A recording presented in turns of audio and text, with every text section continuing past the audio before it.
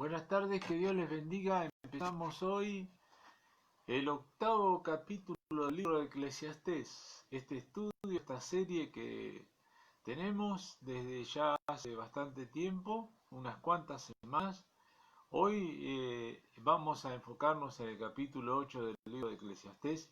Estaremos hablando de un tema candente en estos tiempos, aún para nuestro país, pero que siempre es un tema, un problema del ser humano, que es la autoridad. La autoridad del hombre, la autoridad delegada de Dios, la autoridad misma de Dios. Y estaremos tratando este tema y estaremos viendo que en este capítulo 8 está hablando de la sabiduría, está hablando de la injusticia y está hablando de la autoridad. Y en estas tres cosas tratan también este capítulo que hoy veremos. Así que yo le invito, querido oyente, querido hermano, hermana que estás viendo a través de esta transmisión en vivo, a acompañarme y hacer una breve oración para ya comenzar con el estudio del capítulo 8 de Eclesiastés. Señor, te alabamos, te bendecimos, te damos gracias por este día que nos das de vida, un día más.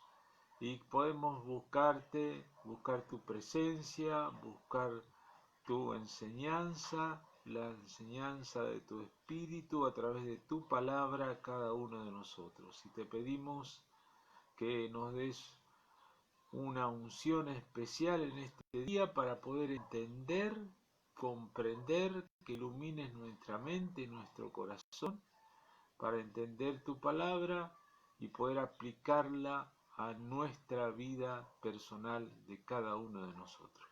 Te damos gracias en el nombre de Jesús. Amén y amén.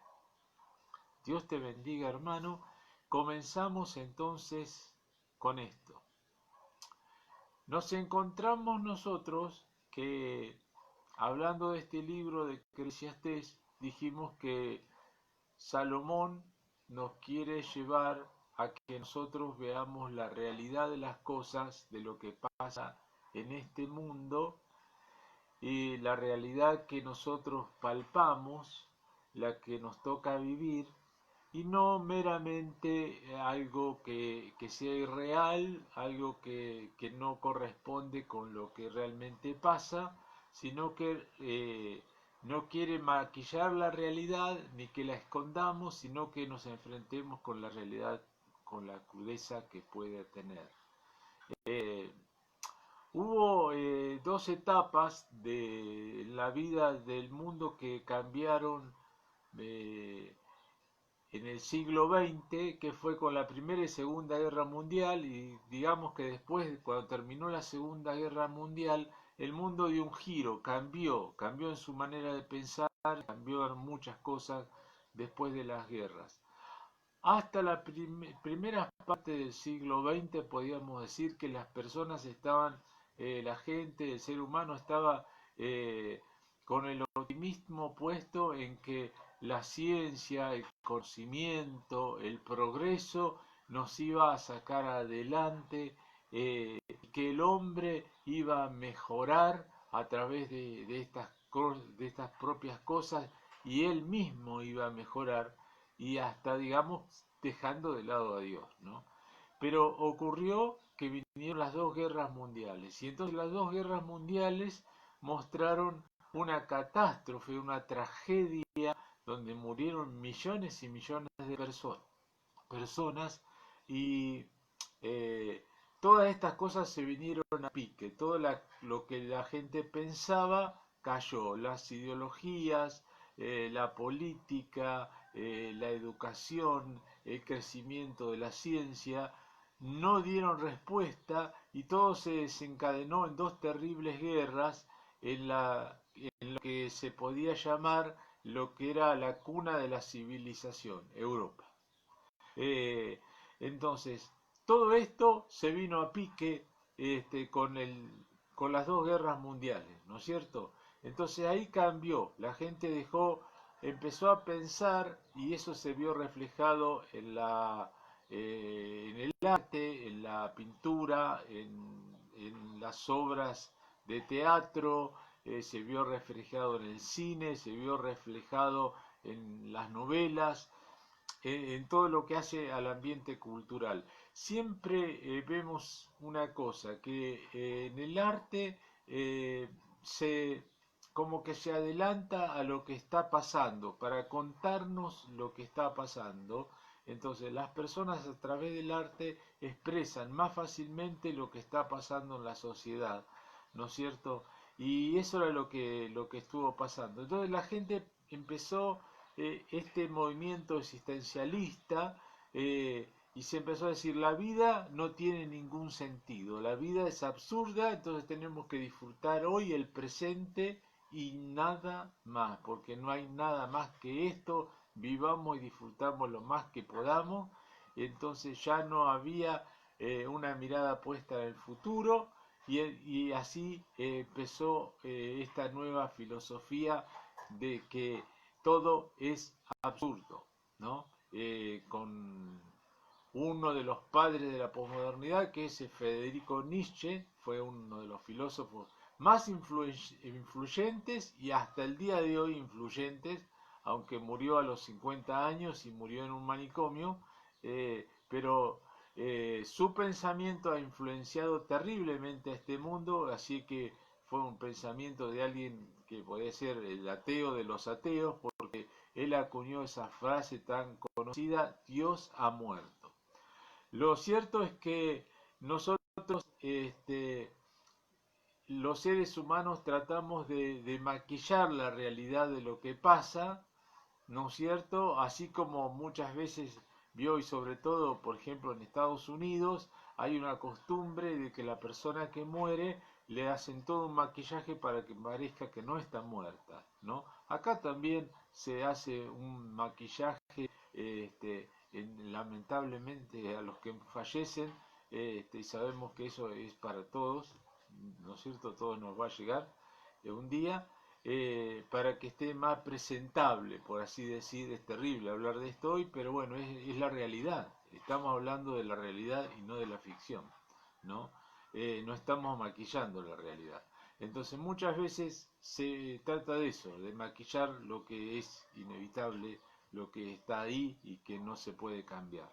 Entonces nosotros a veces queremos maquillar la realidad, y hemos estado hablando nosotros de, por ejemplo, cómo a través de las redes sociales tratamos de mostrarnos que está todo bien, cuando sabemos que no todas las cosas pueden estar bien en un mundo de injusticia y de maldad, y que muchas veces queremos representar o mostrar algo que no es la realidad de lo que nosotros estamos viviendo, porque queremos de esa manera parecer como que si yo no hablo de esto, no lo hablo, no lo acepto, lo tengo ahí escondido, es como que no existiera, pero la verdad están, los problemas están.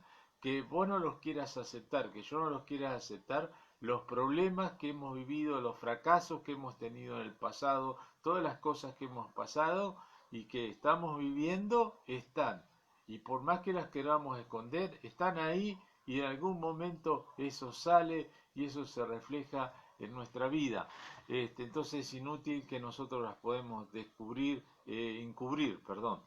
Así que la palabra de Dios nos enseña en estos capítulos que la realidad la tenemos que enfrentar en el nombre del Señor, y realmente Dios nos da una salida para todas las cosas.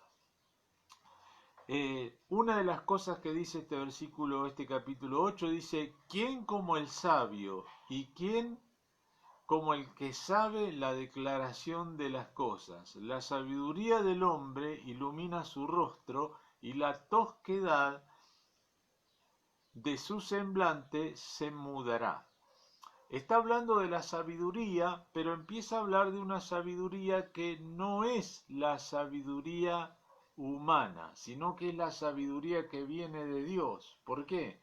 Porque la sabiduría humana está basado, qué sé yo, supóngase, uno sabe que Einstein fue un sabio, que este otro hombre que tan conocido hoy a nivel mundial, que está paralítico en una silla de ruedas, también es un sabio, pero es un sabio porque es un genio, porque es un genio en las matemáticas o en la física o en cualquier otra de las disciplinas científicas o lo que sea, que es muy inteligente, queremos decir. Pero la sabiduría es otra cosa. Uno puede ser muy inteligente, pero no puede ser sabio, porque la sabiduría, como va a terminar diciendo Salomón después al final del libro, el principio de la sabiduría es el temor a Jehová, como también lo dice en Proverbios, y lo dice la palabra de Dios, nos enseña en otros lados.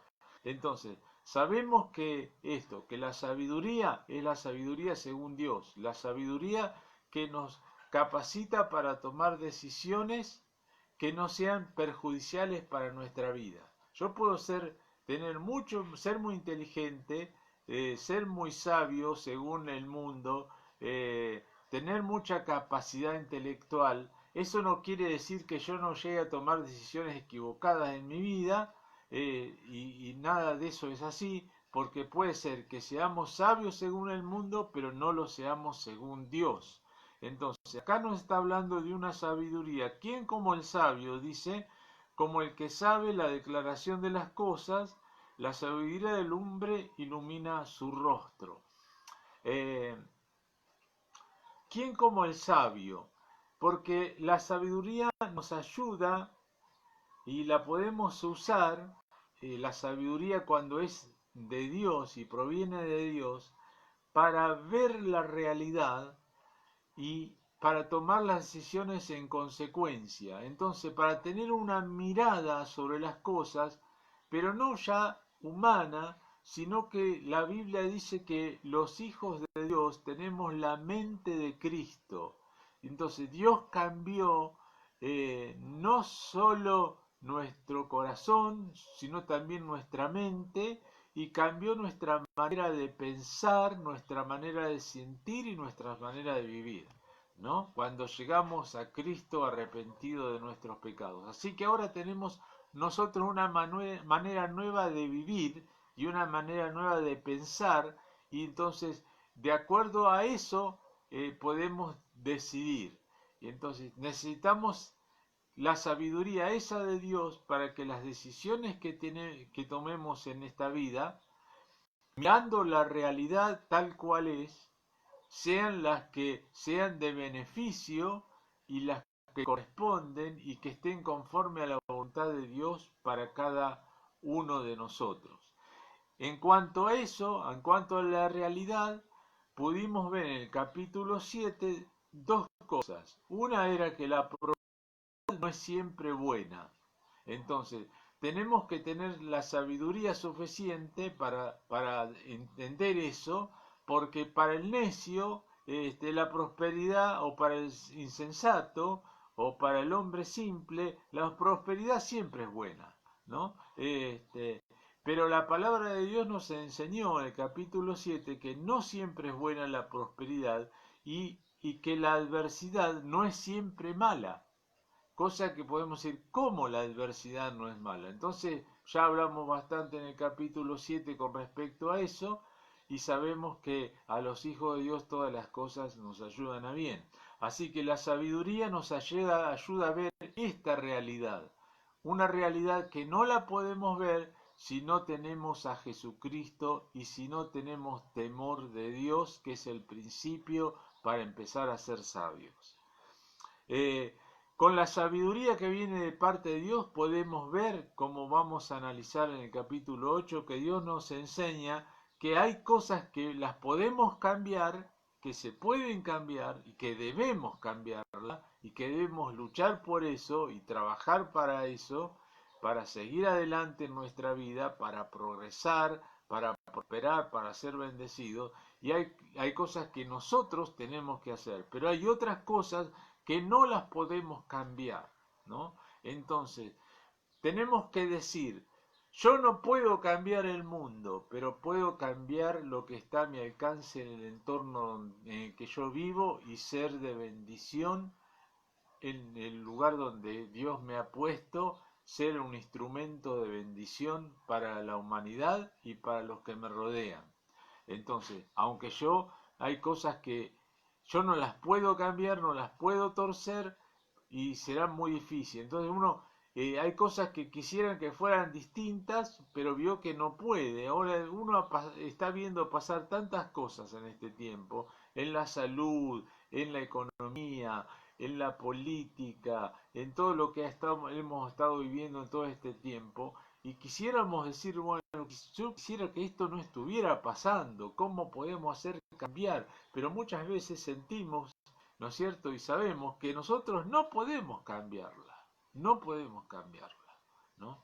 Porque las cosas están así y nosotros lo que podemos aportar es un granito de arena para cambiar lo que está a nuestro alrededor. Somos muy limitados como seres humanos.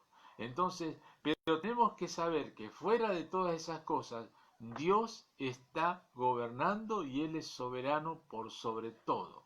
Y eso es importantísimo que lo entendamos. Dice la palabra acá del Señor que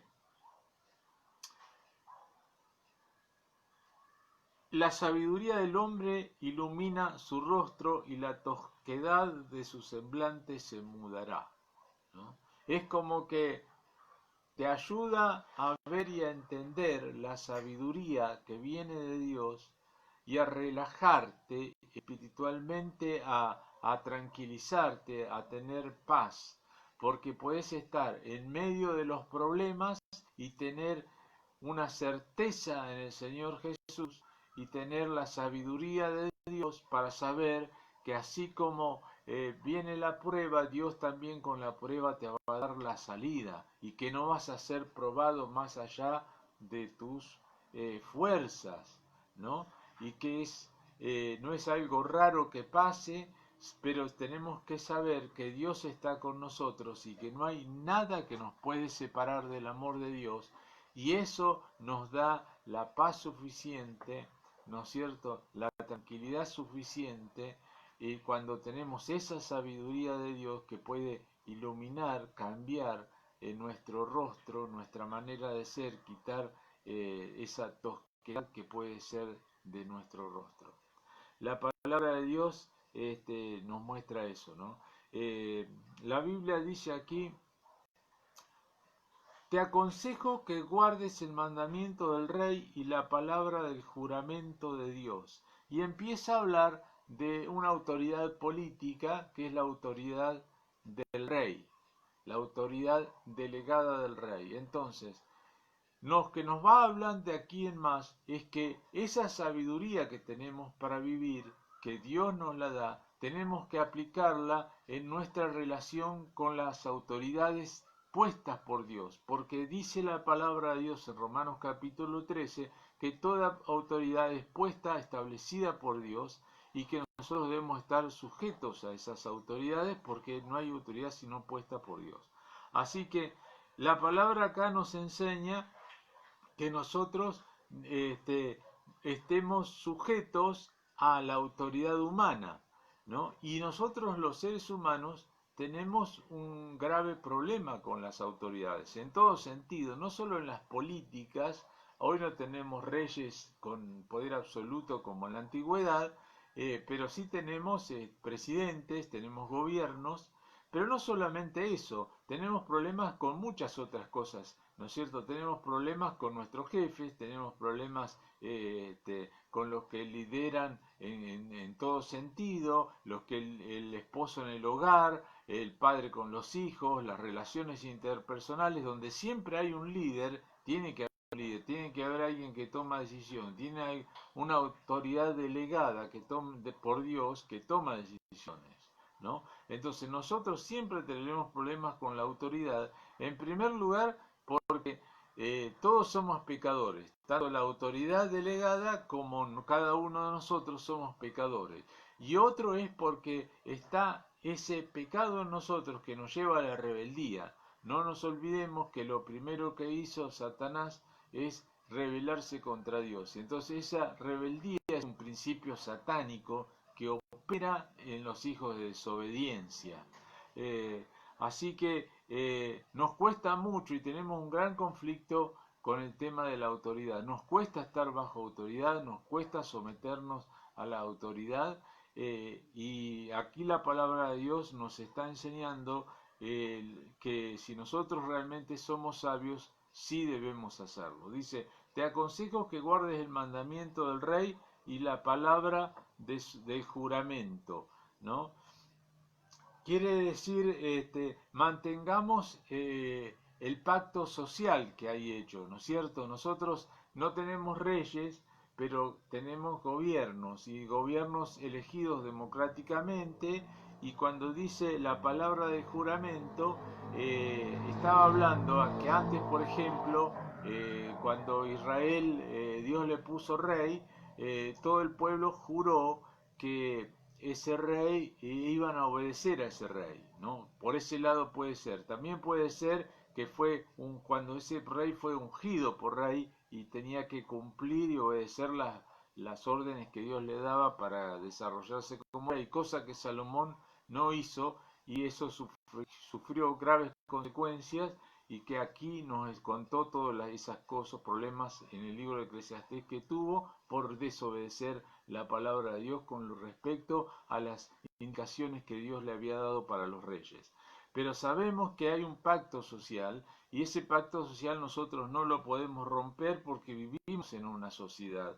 Y si rompemos ese pacto social, estamos en desobediencia a las autoridades, entonces no acarrea nada más que perjuicio y mal y condenación para sí mismo. Así nos dice el libro de Romanos, en capítulo 13, que el que desobedece a la autoridad, el que no se sujeta a las autoridades y se rebela, trae condenación sobre sí mismo, porque esa autoridad es autoridad delegada de Dios, aunque a nosotros no nos guste y a veces no podamos entender por qué esas personas están gobernando, y muchas veces no entendemos las cosas, y no entendemos aún lo que Dios hace muchísimas veces, porque somos seres humanos y nunca vamos a llegar a entender todo lo que Dios hace y por qué lo hace.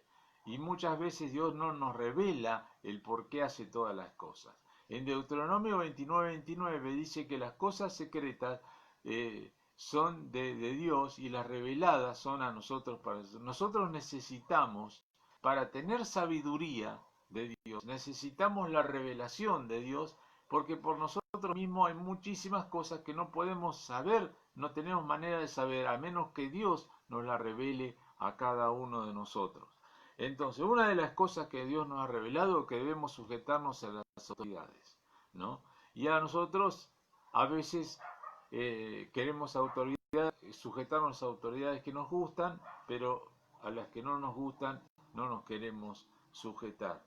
Y entonces la palabra de Dios dice acá,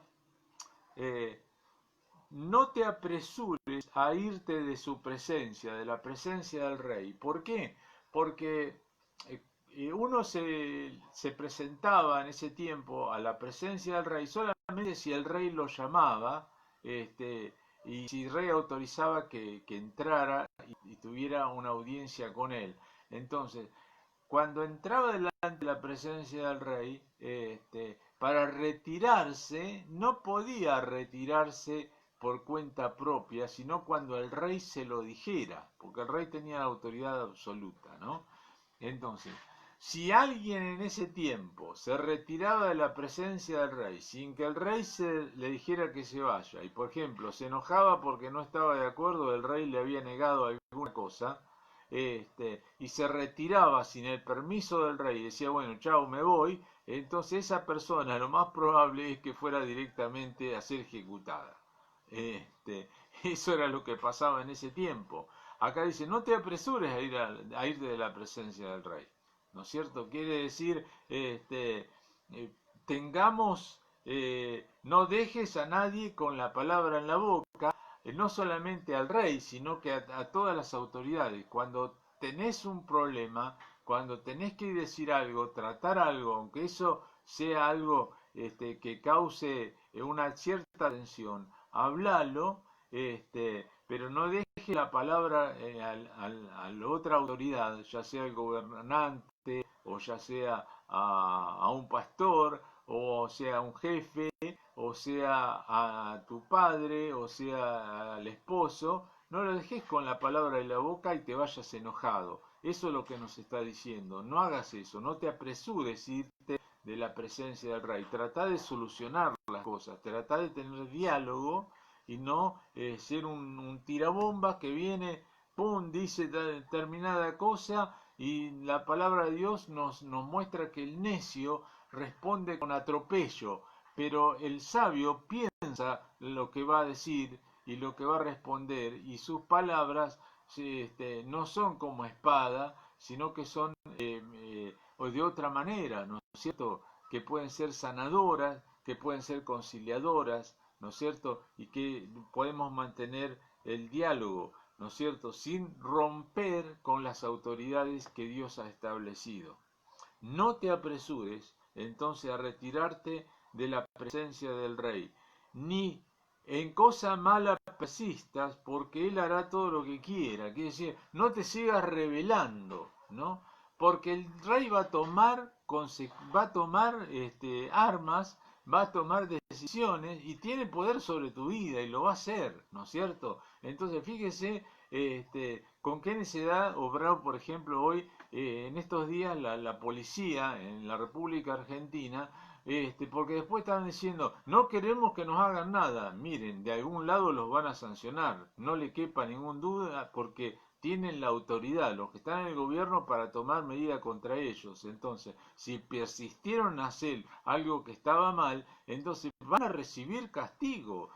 Hoy, mañana o pasado, el castigo se les va a venir, ¿no es cierto? ¿Por qué? Porque actuaron neciamente, porque no fueron al diálogo, no fueron a expresar, ni siquiera quisieron presentarse delante del presidente cuando lo llamó a hablar con él. Entonces, imagínese, se fueron apresuradamente delante del rey. Eso es lo que hicieron.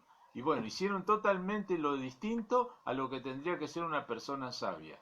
Pero por supuesto, ahí no habría ningún sabio, sin duda, porque si no, no hubieran actuado de esa manera. Y eso nos ayuda a tomar esto como una ilustración para aplicarlo a esto de la palabra de Dios. Dice, pues la palabra, dice, porque él hará todo lo que quiere, pues la palabra del rey es con potestad, ¿y quién le dirá qué haces?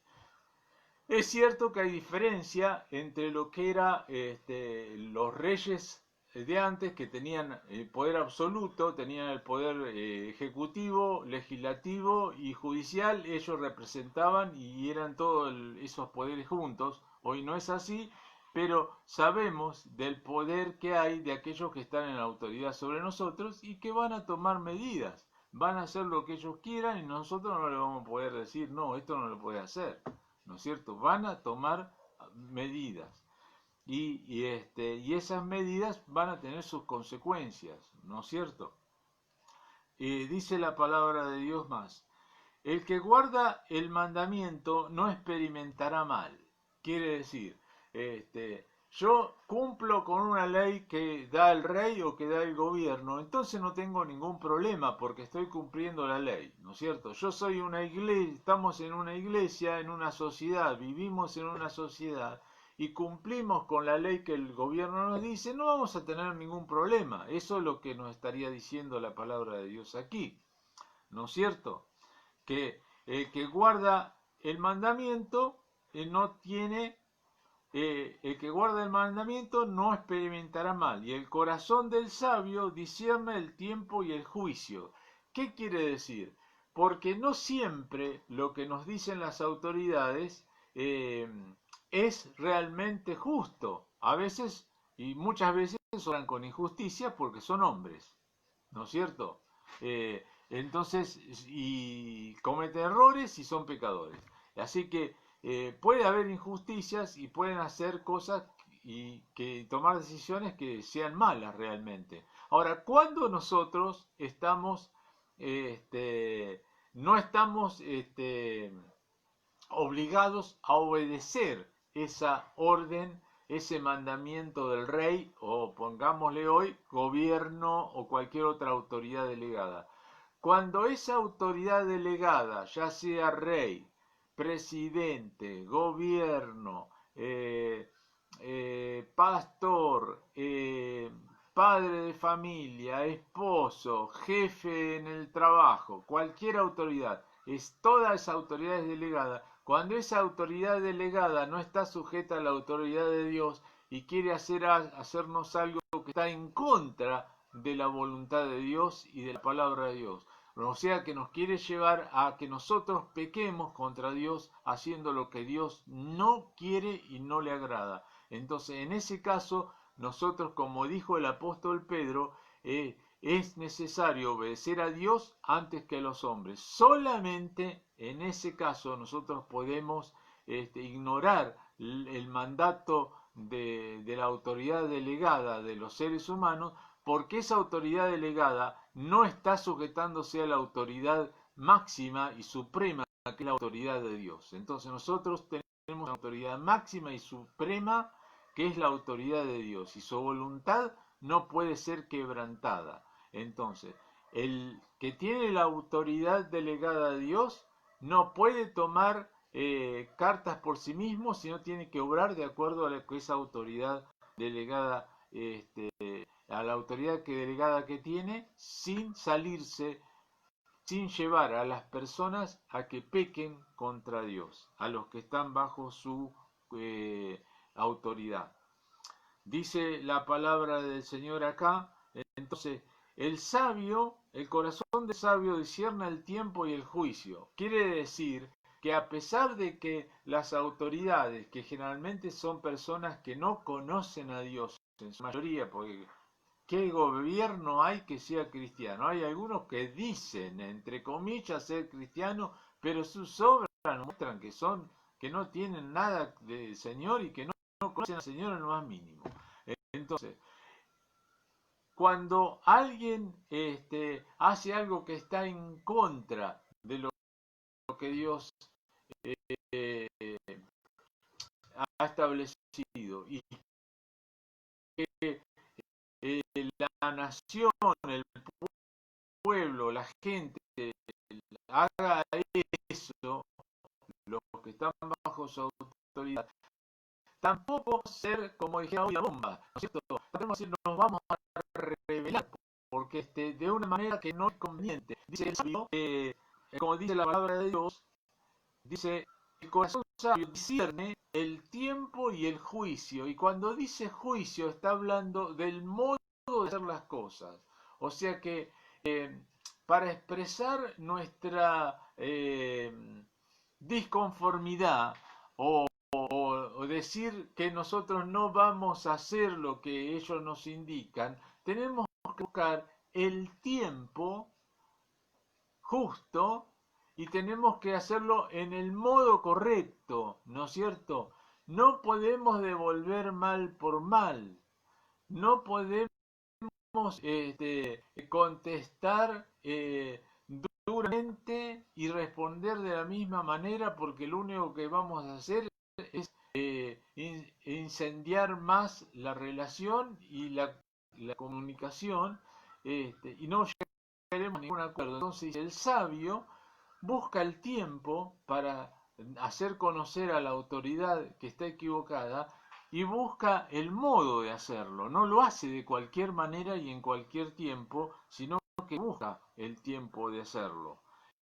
No quiere decir que no lo haga, sino que lo va a hacer notar que está mal lo que está diciendo su autoridad, pero lo va a hacer en el tiempo y en el modo correcto.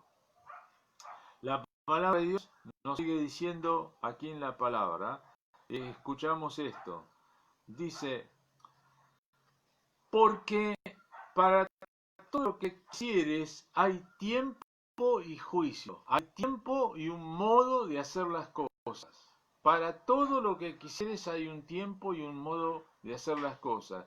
Y ese tiempo y ese modo, como dijimos, la persona que actúa con la sabiduría de Dios, entonces puede encontrar y puede tomar las decisiones. ¿Por qué? Porque ora y toma las decisiones en oración.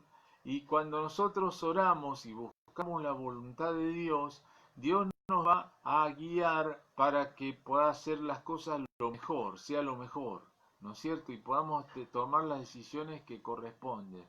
Muchas veces tomamos decisiones apresuradas y son malas decisiones, ¿no es cierto? O lo hacemos aún adquiriendo cosas. Dice, los bienes adquiridos de prisa al principio no son de bendición. No son de bendición. Y muchas cosas no son de bendición. Si vos tomás una decisión, por ejemplo, en el matrimonio, por ejemplo, ¿no es cierto? Cuando estás de novio o para hacerte de novio y lo haces sin la dirección del Señor, entonces te vas a encontrar con un problema terrible y vas a tener consecuencias si no has escuchado la voz de Dios, si no le has preguntado a Dios y Dios no ha estado en la decisión que vos has tomado.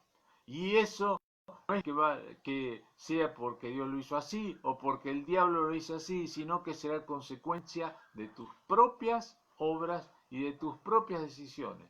Nosotros tenemos decisiones, tomamos decisiones permanentemente.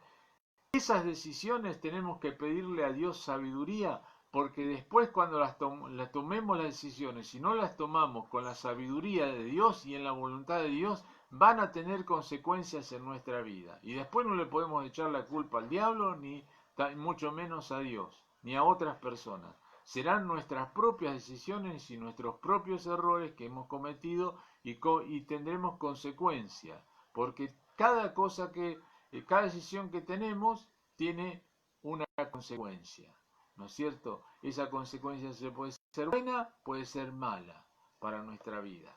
Entonces puede ser adversa o puede ser de bendición y momentánea o no.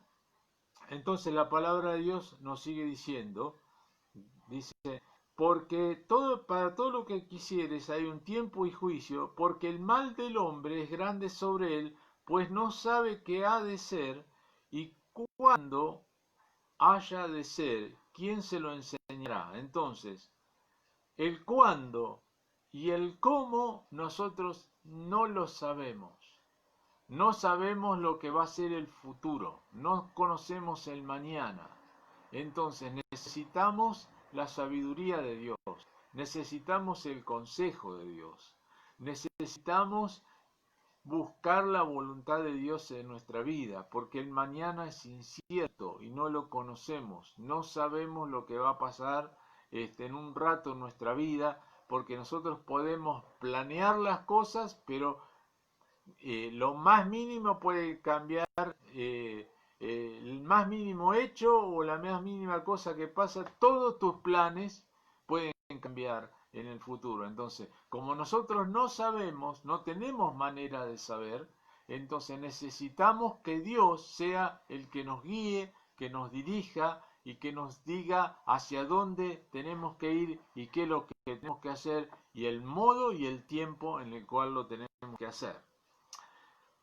Dice la palabra, pues no sabe qué ha de ser y el cuándo haya de ser, ¿quién se lo enseñará? Solamente Dios te puede enseñar, hermano, lo que viene después, lo que será después en tu vida, ¿no es cierto? Uno puede tener muchos consejeros, ¿no es cierto? Y buscar, dice que en la multitud de consejeros, decía Salomón, está la sabiduría.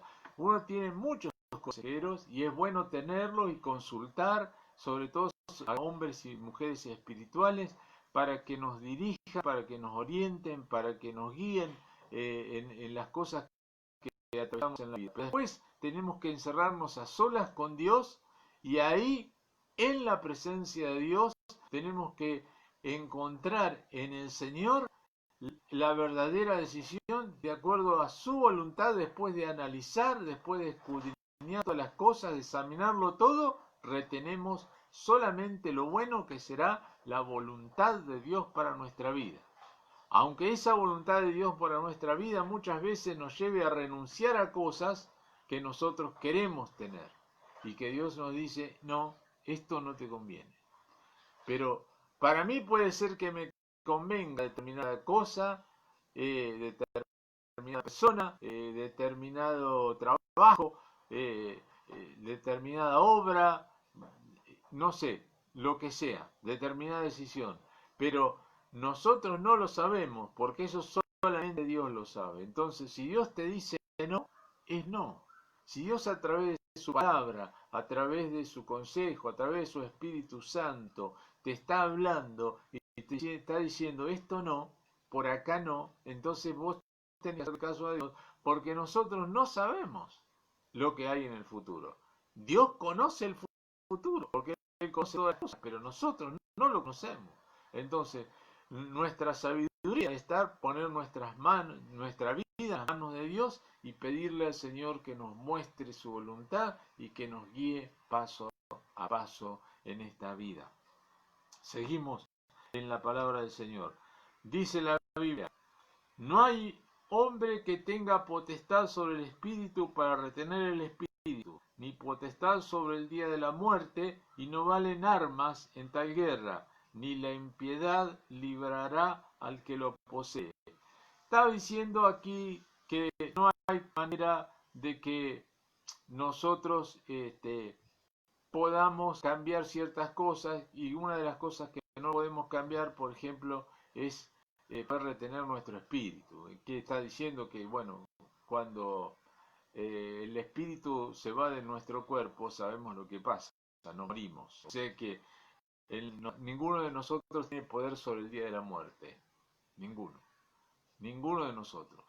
Ni los más ricos, ni los más sabios, ni los más pobres, ni los más santos, ni los más pecadores. Eso está en las manos de Dios.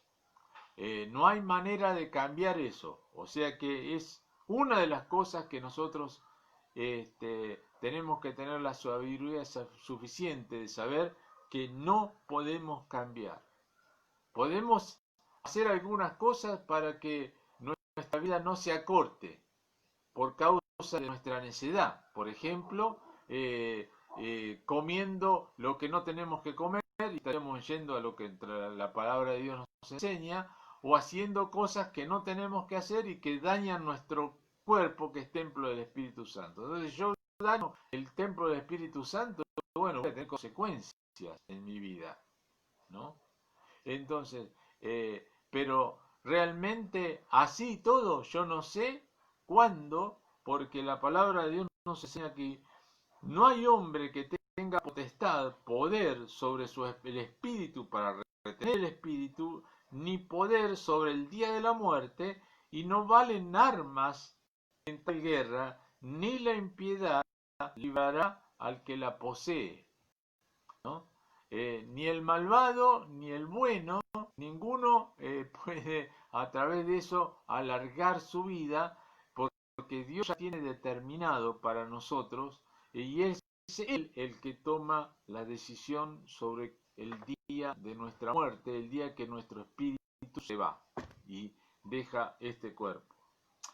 Todo es visto, dice el predicador, todo esto he visto y he puesto mi corazón en todo lo que debajo del sol se hace. Hay tiempo en que el hombre se enseñorea del hombre para mal suyo, dice la palabra de Dios. Entonces, está hablando de la autoridad del hombre, que tiene autoridad y que Dios le ha dado alguna autoridad, y esa autoridad la usa para mal, ¿no es cierto? Y eso nosotros lo vemos permanentemente y lo vivimos realmente en toda nuestra sociedad y en todos los estratos, ¿no es cierto? Es una realidad tan terrible, tan dura, que pasan estas cosas.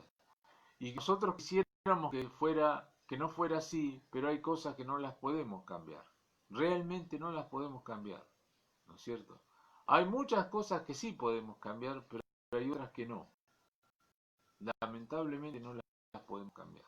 Dice, asimismo he visto a los inicuos sepultados con honra, mas los que entran al lugar santo fueron luego puestos en olvido en la ciudad donde habían actuado con rectitud. Esto también es vanidad. Dice, he visto a los inicuos sepultados con honra.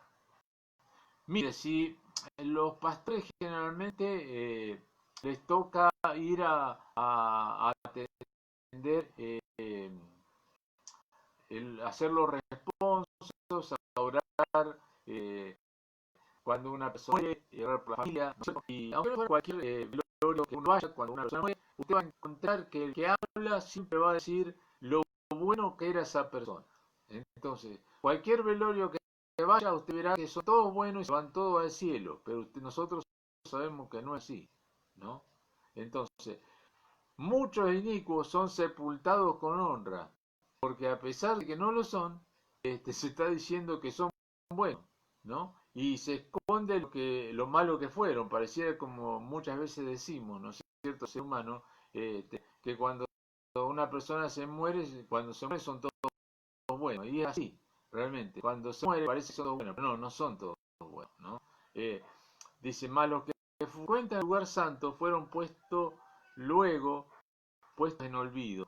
Esto quiere decir, muchas veces usted ve que esas personas que vivieron una vida de iniquidad, de maldad, de pecado, son las que figuran en primer lugar, que yo, en los diarios, en la televisión, en la revista, y su muerte es eh, eh,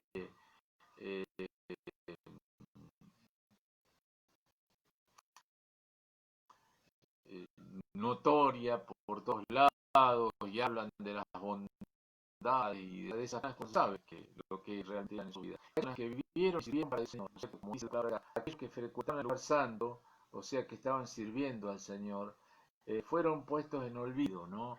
En la ciudad. Muere un siervo de Dios y, bueno, se acuerda el pueblo de Dios, pero el resto de la gente se olvida, aún de todo lo que esa persona pudo haber hecho de de bueno, para el mundo en el cual vivió, ¿no es cierto? Y eso es, dice la palabra del Señor, esto también es vanidad, esto es absurdo, dice el predicador. Pero esta es la realidad de lo que pasa, ¿no? Que hay inicuos que mueren, son sepultados con honra, y hay otros que son personas que han sido rectas, personas santas, personas siervos de Dios, que son olvidados, que la ciudad los olvida, y habiendo actuado con rectitud. Entonces eso, dice el predicador, es vanidad. Por cuanto, dice, no se ejecuta luego sentencia sobre la mala obra, el corazón de los hijos de los hombres está en ellos dispuesto para hacer el mal. Y empieza a hablar sobre los inicuos, sobre los que hacen el mal, habla a decir que son sepultados con honra. Acá dice que a causa de que no se ejecuta sentencia sobre la mala obra, los hijos de los hombres están dispuestos para hacer el mal. Y eso lo vivimos, otra realidad que vivimos y que palpamos en nuestra sociedad. Cuando se castiga al que hace lo malo, cuando no hay premios y castigos en la sociedad, y el que hace lo malo no es castigado, no es sentenciado, ¿no? Y no es sentenciado con la velocidad como corresponde, como tiene que ser, sino que se alarga la sentencia, no se llega a determinar un juicio, ¿no es cierto? No se ejecuta sentencia. Entonces, si un gobierno dice, no vamos a sancionar a los que se sublevaron, está mal. ¿Por qué? Tienen que ser sancionados porque hicieron lo malo, porque si no, eso va a ser para que otros piensen que pueden hacer lo malo también, y tomar las mismas decisiones que tomaron los otros, porque total no van a ser sancionados. Es lo que nos dice la palabra de Dios de acá, que cuando no hay sentencia, cuando no hay juicio, la maldad aumenta, la gente se atreve a hacer más cosas malas, porque eso está en el corazón del hombre, lamentablemente. Y para eso están los jueces, la policía, los juicios, las autoridades, para castigar al que hace lo malo y premiar al que hace lo bueno, dice la palabra de Dios en el Nuevo Testamento. Fíjese que esto fue escrito hace 3000 años. Y qué vigente, hermano, que es esta palabra. Qué vigente que es hoy. Y cuánto que nosotros padecemos en nuestra sociedad porque esta palabra no se toma en cuenta y las autoridades y los gobiernos no tienen en cuenta esta palabra de Dios. Dice la palabra de Dios, aunque el pecador haga mal 100 veces y prolongue sus días, con todo yo también sé que le irá bien a los que Dios temen, a los que temen ante su presencia. Quiere decir que por más que haya personas que parece que hacen el mal y no son castigados, ¿no es cierto? Y muchas veces nosotros nos indignamos, nos enojamos porque no se castiga, porque el ladrón entra por una puerta de comisaría y sale por la otra, porque los jueces sueltan a delincuentes y todas estas cosas donde no hay sentencia, no hay juicio y parece que el malo se sale con la suya. ¿Vio? ¿Cuántas veces usted se indigna y se enoja y dice, no puede ser, ¿cómo puede ser esto? ¿No es cierto? Que el malo se salga con la suya. Pero acá la palabra de Dios nos enseña a cada uno de nosotros los cristianos, que a pesar de todo eso, aunque el malo dice haga 100 veces mal, ¿no es cierto? Como dice la palabra, prolongue, dice sus días, dice, que el pecador haga mal 100 veces y prolongue sus días, con todo yo sé que le irá bien a los que temen a Dios y a los que temen a su presencia. Quiere decir que no es en vano que usted tema a Dios y que tema la presencia de Dios. Quiere decir temer a Dios es tener reverencia, respeto por Dios y por su palabra y por su ley y guardar los mandamientos de Dios. No es en vano vivir conforme a la voluntad de Dios.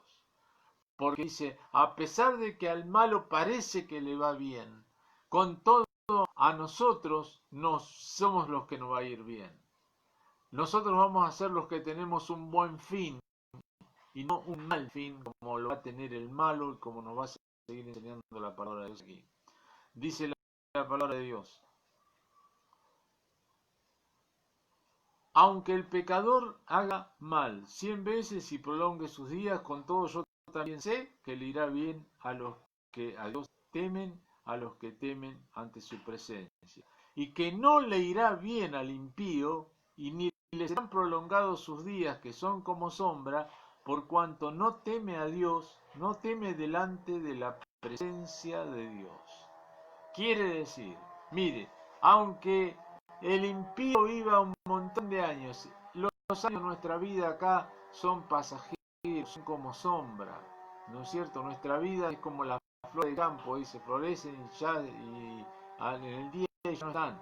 Nuestra vida pasa rápidamente, son unos pocos años de vida que tenemos aquí en la tierra, ¿no? Y después de esos años de vida, aunque se prolonguen, aunque los malos tengan prolongado la vida unos días más, tendrán que presentarse delante de Dios, porque después dice está establecido para los hombres que mueran una vez. Entonces yo puedo huir de los jueces de este mundo, hacer que los jueces no me castiguen porque sean corruptos, porque miren para otro lado, porque sean demasiado blandos, por esto, por el otro, porque no se haga justicia en definitiva. Pero si no se hace justicia aquí, sí o sí esa justicia se va a alcanzar cuando llegue delante de Dios. Y ahí no habrá vuelta de hoja, ahí no habrá coima, ahí no habrá nada que lo arregle, ahí no habrá mentira, ahí no habrá nada que se pueda tapar, todo estará descubierto ante los ojos de Dios y el juez tomará sentencia justa, porque Dios es justo, porque Dios es bueno y porque Dios es un Dios de amor, y un Dios de amor no puede cometer injusticia, va a obrar con justicia y va a juzgar al que es malo y que necesita ser condenado y que tiene que ser condenado. Dios no va a tener por inocente al culpable, dice la palabra de Dios. Así que el malo un día tendrá que presentarse delante de Dios. El malo, hermano, el impío, el malo, tiene una cuenta pendiente con Dios. Y esa cuenta pendiente con Dios un día tendrá que saldarla. Un día esa cuenta tendrá que presentarse delante de Dios y Dios tomará acción. Los cristianos no tenemos ninguna cuenta pendiente con Dios. ¿Por qué? ¿Porque somos mejores? ¿Porque no somos pecadores? No, porque somos pecadores redimidos. Quiere decir que Jesús pagó, nos redimió, nos rescató, pagó por nuestros pecados. Él murió en nuestro lugar. Cuando nosotros recibimos a Jesucristo, nos arrepentimos de nuestros pecados, la sangre de Jesús nos limpia de nuestros pecados y somos hallados sin culpa delante de Dios, porque la justicia de Dios, justicia de Jesucristo es imputada a nuestra vida. El justo por los injustos para llevarnos a Dios. Entonces, nosotros no tenemos cuentas pendientes con Dios, porque cuando Jesús murió en la cruz del Calvario, dijo, consumado es, ya pagué todo. Y cuando usted cree que Jesús murió por usted en la cruz del Calvario y eso hizo por su vida y lo recibe como su Señor y Salvador, no tiene ninguna cuenta pendiente con el Señor el día que tenga que presentarse delante de Él. Así que eso es una bendición tremenda del Señor. Dice la palabra de Dios y ya estaremos finalizando. Estamos en la última parte. Dice, hay vanidad que se hace sobre la tierra, que hay justos a quien sucede como si hicieran obras de impíos, y hay impíos a quien acontece como si hicieran obras de justos. Digo esto, también es vanidad. También es vanidad. Y esto está en la soberanía de Dios. Y volvemos a la soberanía de Dios. Y volvemos a lo que decía el capítulo 7. No siempre la adversidad es mala. No siempre aquellas cosas que nos pasan, que nosotros pensamos que son malas, sean realmente así para nuestra vida. Porque Dios es el que sabe todas las cosas. Y Dios no va a permitir que nosotros seamos separados de su amor. Dios no va a permitir que usted sea robado más allá de su fuerza. Dios no lo va a dejar enterrado en el pozo cenagoso, en el lodo de la desesperación. Dios lo va a sacar adelante porque Dios le va a dar la salida juntamente con la prueba. Pasará cosas malas, pasará luchas, pasará problemas, pasará pruebas, pero no quedará ahí, no quedará ahí, porque Dios está con usted. Le dice, no temas, yo te ayudo, yo te ayudo. No es que Dios nos dice que nos va a librar, nos va a sacar todos los problemas que tengamos en el camino.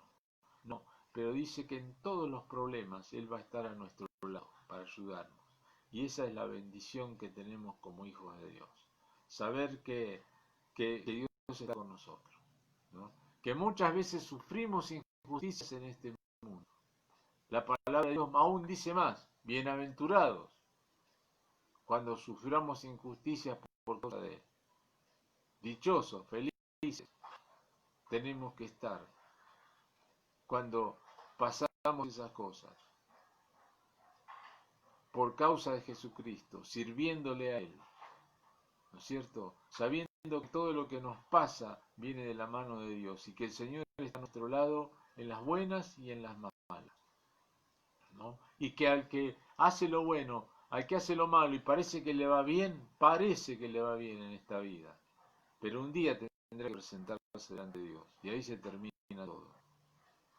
Todo lo de este mundo queda acá, no podemos llevarnos nada. Solamente nos podemos llevar los tesoros que hagamos en el cielo. Y esos son otro tipo de tesoros, que no son materiales. La palabra dice lo siguiente. Por tanto, alabé yo la alegría que no tiene el hombre bien debajo del sol, sino que coma y beba y se alegre, y que esto le quede de su trabajo los días de su vida que Dios le concede debajo del sol. Es cierto, En esta vida nos toca vivir muchas cosas difíciles, pero si Dios te concede en esta vida que vos puedas, hoy, por ejemplo, estuviste con tu familia, almorzaste, estaban tus hijos alrededor de tu mesa, tu esposa, tenías un plato de comida, tenías ropa para vestirte, estabas guarecido en tu casa, no estabas pasando frío, estabas, bueno, todas esas cosas disfrutalas, porque quizás has trabajado mucho y te has esforzado mucho para tener eso que tenés, ¿no es cierto? Pero también eso viene de la mano de Dios, así que disfrutá eso que Dios te ha dado, y disfrutá las cosas sencillas de la vida, las cosas disfrutables, ¿no es cierto? Gozate de todo eso porque lo demás es todo vanidad, no sirve de nada. Dice la palabra del Señor acá, dice, alégrate en eso. Yo alabé yo la alegría que no tiene el hombre bien debajo del sol, sino que coma y beba y se alegre, y que esto le quede de su trabajo los días de su vida que Dios le concede debajo del sol. No dejes que todo esto que está pasando quite tu alegría. No dejes que esto de la pandemia, de los problemas de la economía, de los problemas políticos y todas estas cosas que pasan, te quiten la paz y te quiten la alegría y el gozo de vivir.